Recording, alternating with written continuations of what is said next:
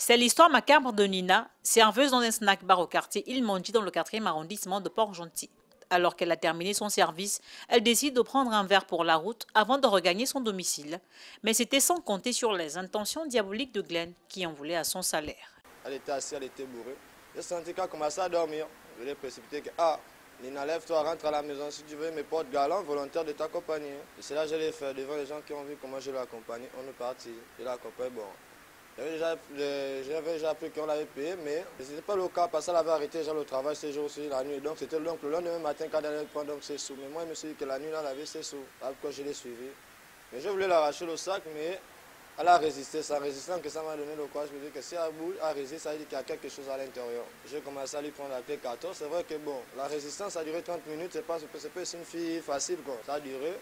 Mais plus qu'elle boudait, j'imposais toujours la clé 14, puisque c'est que ça causait que ça l'envoyait à la mort. C'est après que je me suis rendu compte qu'elle est morte parce que j'ai regardé, j'ai beau stressé, j'ai fouillé. Mais je suis revenu, j'ai vu toujours le corps était au sol. Je l'ai appelé 2 fois, j'ai vu qu'elle ne répondait plus.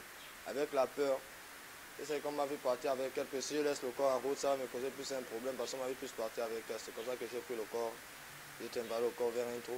J'étais à creuser, on prenait le sable, j'ai mis le corps à l'intérieur, les branches les palmiers, j'ai fermé le corps. Je suis parti. Les 5 000 en question qui étaient dans sa sacoche, je suis retenu au banc en question, on ne fait que boire, c'est là que j'ai encore consommé.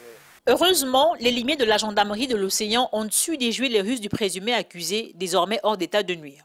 Si la compatriote de 30 ans a été retrouvée avec des sous-vêtements déchirés, laissant supposer qu'elle a été victime d'un viol avant sa mort, le mis en cause a déclaré n'avoir pas abusé sexuellement de Nina. Qu'à cela ne tienne, la sérénité déconcertante avec laquelle le présumé meurtrier relate les faits témoigne de la banalisation du meurtre dans la société gabonaise, les coupables étant peu inquiétés en raison des peines trop légères encourues, autrement dit disproportionnées par rapport à la gravité de leurs actes.